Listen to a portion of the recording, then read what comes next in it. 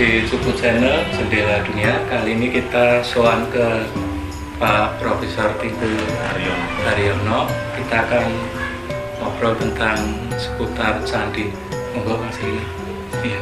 Jadi sebenarnya itu banyak hal yang kalau dalam pemikiran saya dan teman-teman itu bahwa candi itu bukan sebuah bangunan yang berwujud fisik, tapi dia lebih ke arah bangunan monumental. Nah, ketika membaca candi sebagai bangunan monumental, itu kan nggak mungkin ujuk-ujuk mak betul jadi begitu toh, Prof. Jadi kan itu ada kesejarahan yang panjang. Menurut ya sepengetahuan kami ya, Prof. Jadi yang ingin kami tanyakan itu sebenarnya candi itu awal mulanya dari apa? Itu yang pertama. Kemudian kata candi sendiri itu dari masuknya Hindu atau memang itu kata lokal? Itu yang pertama. Jadi ya monggo ini mau saya kira sama pembukaan. Oke. Kalau kita bicara candi, yang ditanyakan pertama itu kata lokal atau bukan. Sekarang pengertian candi yang dikenal di masyarakat itu sudah salah kaprah, salah nenggus kaprah, salah pun menopong. Candi itu menurut pengertian dan sekarang kan bangunan, padahal asal mula kata candi itu artinya bukan bangunan. Candi itu salah satu dewi, makhluk kayangan, putri, ya, dewi ya, yang berhubungan dengan tugasnya Dewi Maut, kematian. Dari ada kata candi dan ada kata candika sama saja. Itu di dalam agama Hindu itu sebenarnya itu. Nah, sekarang yang dikenal, dipahami, terus candi itu semua bangunan kuno yang ya seperti kita lihat itu. Jadi candi itu bukan istilah untuk bangunan. Kalau yang sekarang orang sudah mengatakan itu candi dulu candi bangunan, candi pokok bangunan itu. Nah, karena di dalam konsep agama itu dulu konsepnya kan pantheon masyarakat dewa itu kan macam-macam tugasnya. Ada dewa, ada dewi. Ada yang bertugas salah satunya berhubungan Dewi Maut. Nah, itu. Nah, untuk itu kan banyak dipuja orang dosa karena orang takut. Nah, tuh. Nah, terus candi itu karena itu sifatnya personifikasi dewa. Nah, terus kalau dipuja, kalau tidak ada bentuk fisiknya kan aneh, abstrak nanti. Nah, kemudian diwujudkan dalam bentuk arca. Nah, arca itu kan kalau diletakkan sembarangan kan juga ya tidak dihormati, bahkan dianggap barang yang nggak bermanfaat. Maka arca itu membutuhkan tempat naungan. Nah, akhirnya muncul kata candi graha atau candika graha. Graha itu apa? Rumah. Jadi rumah untuk Dewi Candi. Nah, terus akhirnya yang dikenal orang bukan siapa yang di rumah itu, tapi rumahnya seperti apa. Itu terus semua bentuk-bentuk seperti candi yang sekarang meskipun itu tidak ada hubungannya, jatuh dinamakan candi. Itu padahal waktu itu candi itu dalam agama Hindu. Terus sekarang ini agama Buddha juga disebut candi. Gapura karena masa lampau juga disebut candi.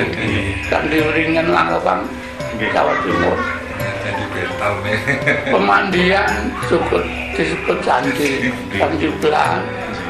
Nah akhirnya salah dan kaprahnya itu. Kan itu bukan masyarakat dulu, itu masyarakat berikutnya, generasi berikutnya, nenek-nenek kita, nenek moyang kita. Karena pengetahuan tentang itu memang tidak cukup gitu kan. Nah kalau candi sebagai Dewi Mahkot itu kita masih menemui dalam istilah zaman sekarang itu, kalau bulan ruang itu orang selalu menyebutkan kalau nekar sing di mbak saya yang dicandikan di makam sana, nah dicandikan terusan gitu. Nah kenduran ruang itu kangge nyandi para leluhur nyandi salah kaprah kan gitu. Saiki sekarang terus semua temuan-temuan yang bangunannya dari kuno, entah itu batu, entah itu bata, terus terletak disebut candi. Nah, karena sudah kaprah, ya sudah diikuti saja. Tapi sebenarnya candi itu kalau mengacu ke Dewi Maut ini kosmologi ini sami kalian istri Bathara Siwa mboten nggih? Beda lagi. Nah, kalau menyebut itu nanti kita harus belajar banyak tentang panteon Hindu.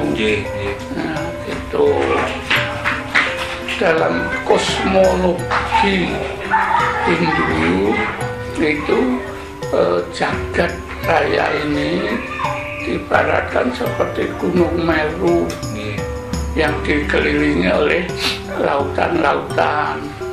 Terus nanti di Gunung Meru itu tempat para dewa, dari struktur yang tertinggi di puncaknya terus sampai ke bawahnya.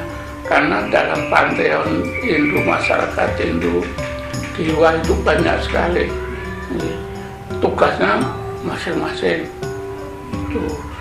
Kalau di dalam ajaran aslinya, maka Siwa itu sebenarnya tunggal. Terus Siwa disebut Paramasiwa, Siwa yang maha tunggal. Tapi terus beremanasi ke bawah menurut tugasnya masing-masing menjadi Trimurti. Trimurti itu dewa-dewa yang tiga tuh. Brahma itu sebagai pencipta, Wisnu pemelihara, Siwa perusaha. Pada hakikatnya tiga dewa ini ya Siwa itu. Itu. Nah, terus di bawah tiga dewa itu yang banyak dipuja sekarang kan Siwa kalau di Jawa. Kenapa? Karena mereka takut dengan kata merusak itu. Padahal kata merusak itu bukan dalam arti gawe rusak, merusak, tapi mengubah dunia yang sudah rusak. Healing. Ya, dunia yang sudah, dunia itu kan dalam jangka waktu yang lama sekali itu kan menurut daya mereka kan dibagi dalam masing-masing yuga, masing-masing zaman itu tuh. Kalau di dalam agama Hindu, terus yang Siwa itu nanti merusak kalau dunia itu sudah penuh dengan kejahatan-kejahatan. Tentu merusaknya bukan dalam konotasi negatif. Menyetabilkan menurut saya. Dia memelihara, menghilangkan, maka terus dia dalam kapasitasnya sebagai Wisnu, nah terus berawatara. Awatara mereka apa namanya, menjelma. Awatara itu banyak, Wisnu itu banyak. Nah, antara lain misalnya ketika dunia itu pada zamannya Rahwana, Alangkor, itu Wisnunya berawatara pada diri Rama. Jadi Rama toh yang bisa menyahkan Rahwana itu. Kalau Wisnu ya nggak mungkin, tidak mungkin ya lumrah wae wong dewa kok mesti lebih. Tapi dia menjelmakan diri di dalam diri manusia itu Rama. Ketika dalam zamannya Mahabharata menjelma dalam diri Kresna, itu terus menerus. Ya, berarti kalau menyebut kata candi kaitannya erat sekali dengan Hindu gitu. Nah, menilai etimologi tadi maka kaitannya dengan Hindu, tapi berhubung sudah salah kaprah, semua agama baik Hindu maupun Buddha menyebut candi ya candi, tidak ada hubungannya dengan agama. Seperti sekarang diikuti nenek-nenek kita di pedesaan, kalau bulan Rua itu kan nyandi gitu. Nyandi itu mijin kusan itu. Nah, ini Prof, tadi kan disebut istilah Candika itu sebagai Dewi Malat. Soalnya kan salah satu perwujudan dari Dewi Parwati atau istrinya Dewa Sima itu kan namanya Camundi, itu kan yang arcanya ada di Jawa Timur itu kalau nggak salah. Itu apakah sama, Prof? Ya, kayaknya banyak nama-nama. Juga Durga juga. Durga. Soalnya itu kan mungkin itu satu-satunya arca Camundi itu yang di Jawa Timur itu. Kan kalau di sini kebanyakan kan Durga yang Mahesa Suramardini itu kan. Iya, sama gitu. karena sama.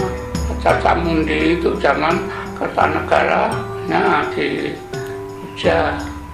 Oh. Terus yang apa itu kan istilahnya itu kan dari balik ke istilah candi. Apakah istilah candi itu ada disebut dalam prasasti, Prof? Istilah candi itu kita kok bisa menamakan itu candi itu? Kalau dalam prasasti yang dimaksudkan itu prasasti kuno, tidak ada. Tidak ada, Tetapi kalau prasasti menyebutkan bangunan-bangunan yang kita sekarang menyebut candi, itu disebut Sang Hyang Dharma itu. Ya. Oh. Sebenarnya sebelum masuknya era Hindu ke Nusantara, apakah sudah ada titik-titik temunya antara bangunan candi kedewaan di Hindu sama di lokal Nusantara, atau ini masuk begitu saja, atau ini digabungkan, atau gimana? Nah, kepercayaan tentang orang mati itu kan universal. Bukan hanya dalam zaman itu, bukan hanya dalam zaman sekarang, tapi zaman semenjak manusia ada itu, bahwa ada mati gitu loh. Nah, mereka karena takut terus ngopeni pokoro kematian itu, akhirnya banyak ritual yang berhubungan dengan kematian itu. Terus akhirnya mereka juga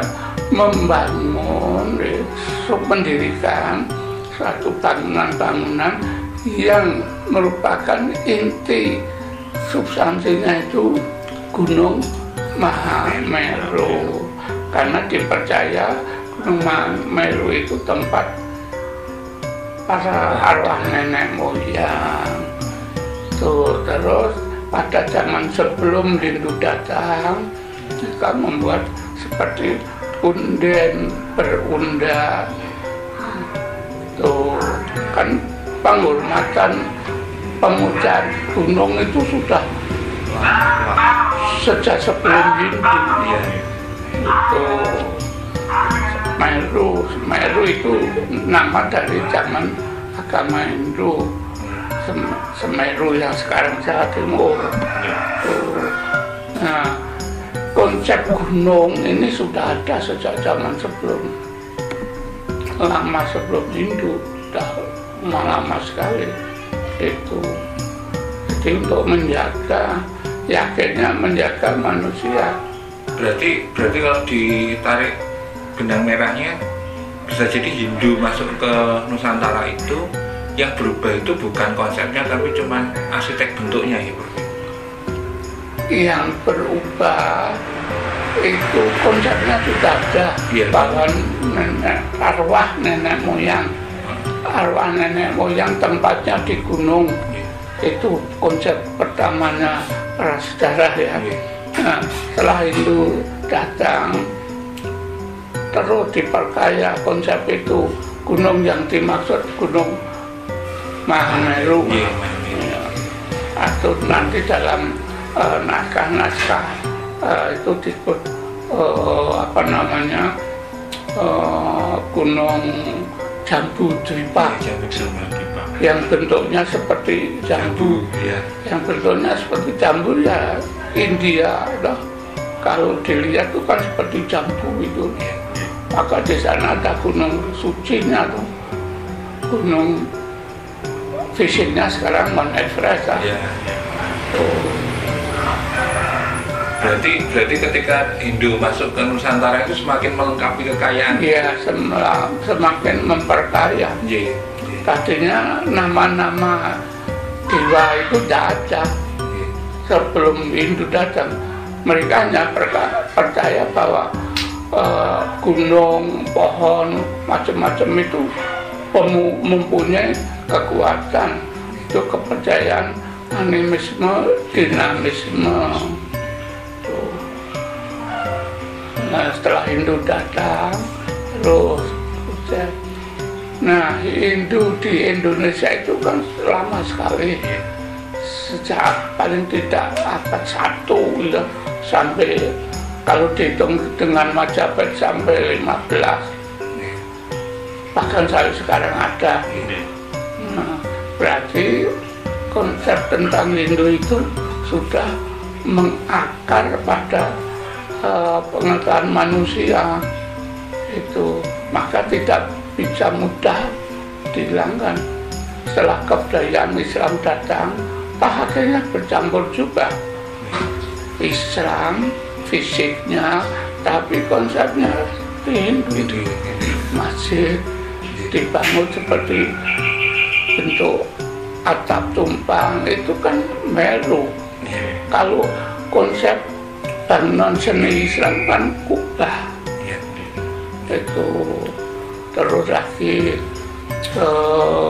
arah hadap candi itu ke timur sebagai tempat peribadatan. Maka arah hadap candi masjid itu belum pada waktu Islam awal sekali belum mengarah kepada bukan baratnya, bukan mengarah pada Makkah kiblat, tapi barat betul begitu. Maka sekarang bercampur masjid itu dalam kebudayaan Islam, tapi ada kegiatan yang bernuansa pra-Islam. Terus nuwuhke sekaten. Keraton itu tiap bulan Mulud sekaten itu kan membunyikan gamelan di halaman masjid. Padahal menurut seni Islam yang datangnya dari Timur Tengah tidak ada kaitannya. Nah, ini begitu bercampur dahakar karena konsep Hindu kan dalam hati orang-orang Jawa itu sudah berakar sampai sekarang. Mungkin di dalam konsep hatinya bapak-bapak itu masih tertanam itu konsep Hindu itu ya, meskipun zamannya sekarang zaman modern ya. Jadi sudah asimilasi, nggak bisa dipisahkan. Nggak gitu ya? bisa dipisahkan, Nggak bisa dibedakan maka lagi. kalau ada, maaf sekali kan, kalau ada membuat pemisahan yang ekstrak ini dipisahkan itu ya sulit. Yang sulit itu masyarakatnya gitu. Yeah. Ya teori sih bisa, harus bisa, tapi masyarakat kan nggak bisa. Iya, ngomong-ngomong tentang teori budaya itu kan sesuatu pemahaman saya sih, budaya itu kan adalah sebuah kebiasaan yang dilakukan selama rentang waktu yang sangat panjang, akhirnya bisa disebut sebagai kebudayaan. Kecenderungan sikap pola perilaku masyarakat setempat yang dilakukan sangat panjang akhirnya jadi kebudayaan. Nah, pertanyaan saya itu sebenarnya gini, sebenarnya bisa disebut budaya itu rentangnya berapa lama coba? Wah, budaya itu kita harus kembali pada konsep apa yang disebut budaya. Budaya itu adalah alat, bukan dalam bentuk benda ya, yang dipakai oleh manusia untuk hidup di lingkungannya, baik lingkungan fisik alam maupun lingkungan. Nah, maka di dalam budaya itu ada unsur wujudnya, ada yang bentuk tadinya itu konsep, gagasan itu yang ada di dalam pikiran manusia. Nah, sebenarnya manusia ada di bumi kan mesti berpikir. Iya. Loh, berarti budaya itu diukurnya melalui benda yang ditinggalkan ya? Bukan itu maksudnya, ini saya selesaikan dulu. Setelah ada wujud konsep, kemudian ada wujud tingkah laku. Tingkah laku itu tindakan-tindakan manusia itu. Manusia bertingkah laku, bertindak segini itu kan juga agar bisa hidup di alam dong.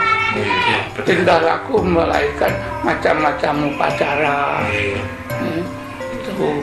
Kemudian yang wujud ketiga itu adalah benda hasil karya. Nah, maka ada ini HP, ini meja, ini semua itu kan alat.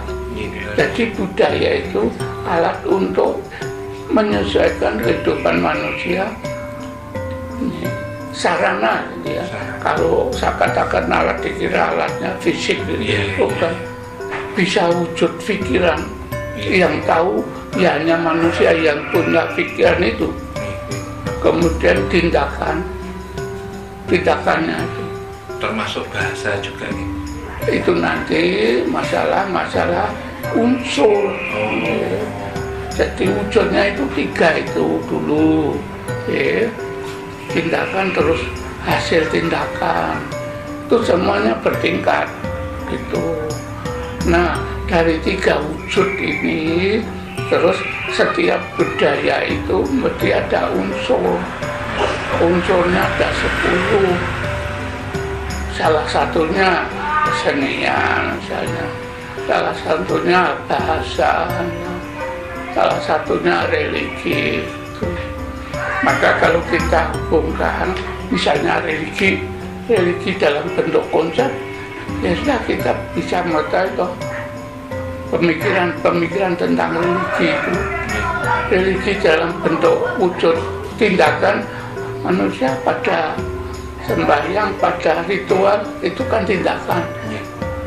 Religi dalam bentuk benda, objek yang dipuja itu. Nah itu. Jadi tiga wujud ini terus menyebar ke 10 unsur itu. Salah satunya kesenian. Kesenian bermacam-macam. Maka ada yang sifatnya kebudayaan itu yang abstrak, ada kebudayaan yang konkret.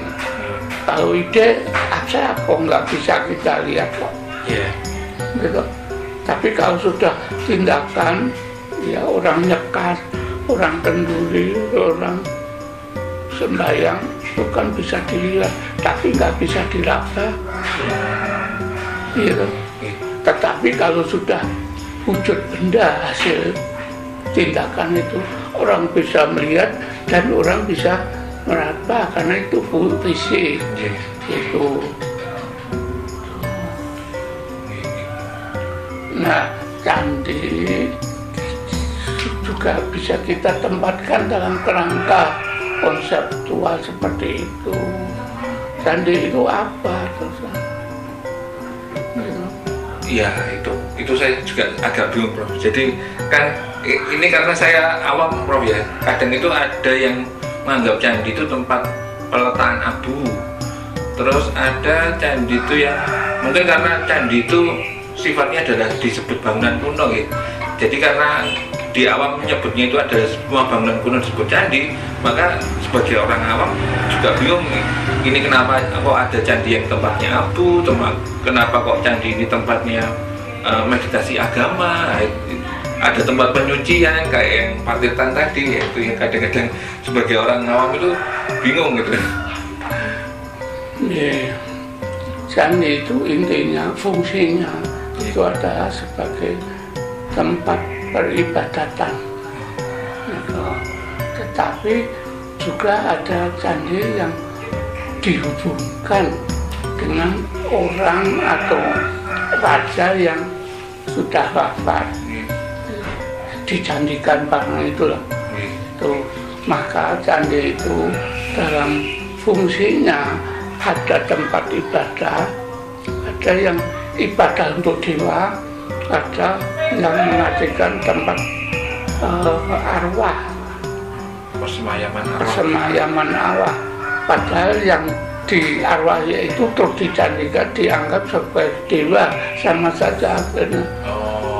Cuma yang membedakan kalau sekarang wujud yang kita lihat itu arah hadap.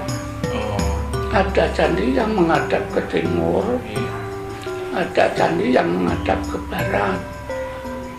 Kalau menghadap ke timur itu candi pemujaan, tempat peribadatan, tempat persembahyangan. Kalau menghadap ke barat itu candi yang ada hubungannya dengan orang atau raja yang sudah meninggal. Kan ada kata dicandikan itu loh. Itu. Contohnya itu candi yang menghadap ke timur jelas, misalnya kita Candi Prambanan. Nah, candi yang menghadap ke barat ada Sambisari. Sambisari itu ke barat. Iya, ada barat. Ada barat. Oh iya. Neuro pindah loh. Geser. Candi itu ke barat.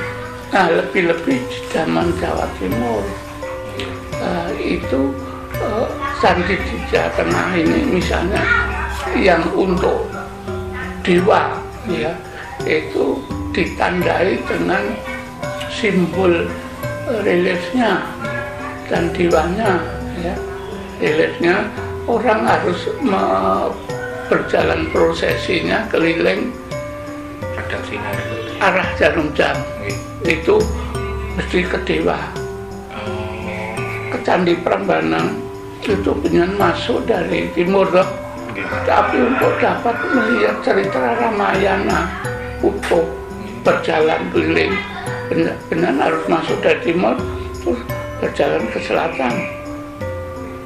Karena Ramayana ada di pagar. Gitu. Otomatis kalau kita ke selatan terus mengelilingi ke utara, bangunan candinya ada di sebelah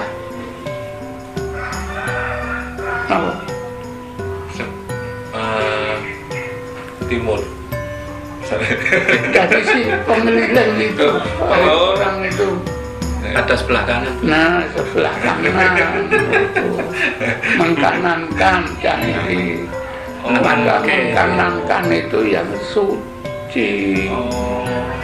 Itu yang searah akhirnya jarum jam itu yang disebut sebagai pradaksina.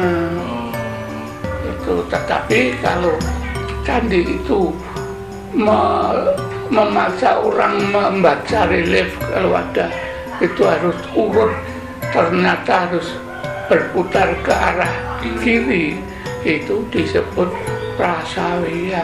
Itu hubungannya dengan orang yang meninggal. Kan orang yang meninggal itu kan raja. Nek masyarakat cilik ora iso gawe candi. Zaman itu loh sampai saat ini. Kalau di Jawa Timur jelas ada Candi Kidal, Tambun Candi Kidal. Kata Kidal sendiri apa artinya sekarang itu? Kiri. Maka di dia itu Candi Kidal. Kita harus membaca cerita Garudia meskipun hanya sepotong-sepotong 3 relief itu, tapi urutnya harus mengkirikan candi. Maka Candi Kidal itu juga menghadap ke barat itu, dan harus prosesinya harus keliling kiri, mengkirikan, ya, berhubungan dengan arwah kiri.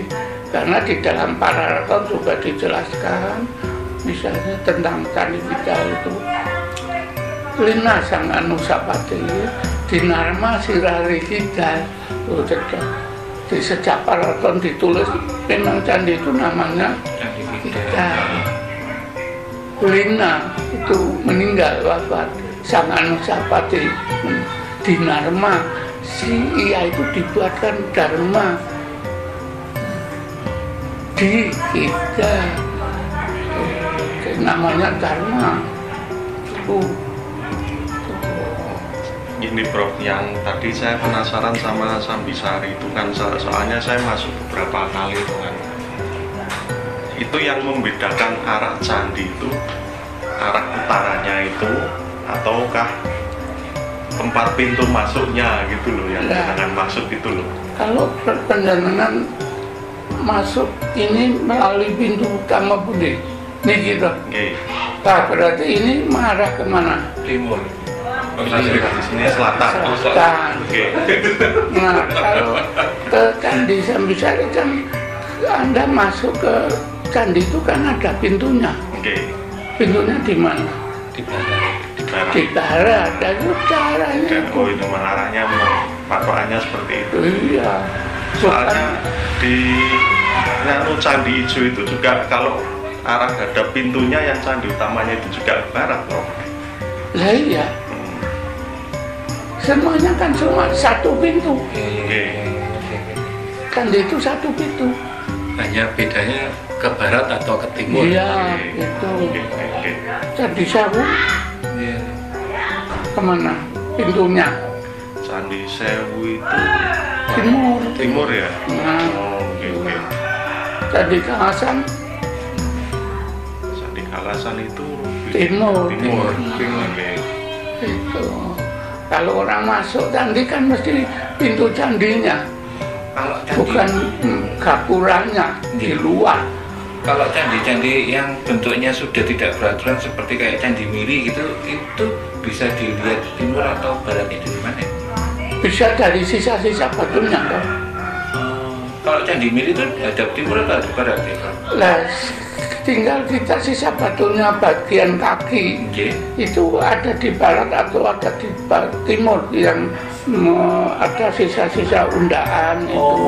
Anu ya, istilahnya terasnya itu ya, teramnya itu ya. Oh, ini. Meskipun candi itu sudah rusak, tapi kalau unda-undaannya masih ketemu, lah berarti hadapnya itu pintunya. Banyak sekali nih Pak ilmunya.